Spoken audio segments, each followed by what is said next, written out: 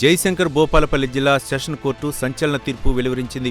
ప్రియుని మోజులో భర్తను చంపిన కసాయి భార్యకు జీవిత ఖైదు విధించింది. అక్రమ సంబంధానికి అడ్డు వస్తున్నాడని భర్తను చంపిన భార్యకు కోర్టు కఠిన శిక్ష విధించింది. మార్పాక స్వప్న ఆమె ప్రియుడు పవన్ కళ్యాణ్కు కోర్టు జీవిత ఖైదు విధించింది.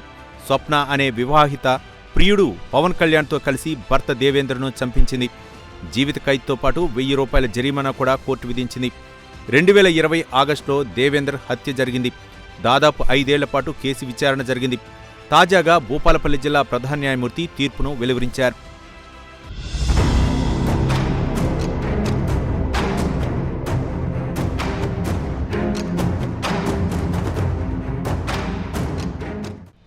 అడవి ముత్తారం మండలం రేగులగూడెం గ్రామానికి చెందిన దంపతులు మారపాక దేవేందర్ స్వప్నలకు 2 కొడుకులు, 1 కూతురు ఉన్నారు.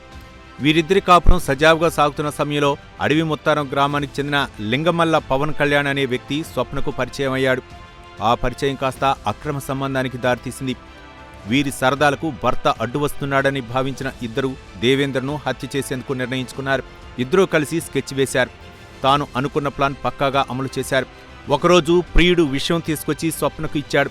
స్వప్న ప్లాన్ ప్రకారం ఆ విషయాన్ని ఆల్కహాల్లో కలిపింది. భర్తకు ఎంతో ప్రేమగా ఇచ్చింది. భార్య ఇచ్చిన ఆల్కహాల్ను దేవేంద్ర సేవించాడు.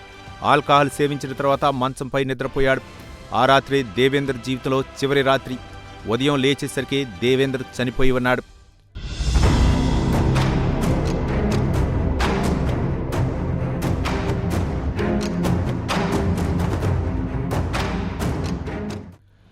తన భర్త గుండెపోటుతో చనిపోయాడని అందరినీ నమ్మించేందుకు స్వప్న ప్రయత్నం చేసింది.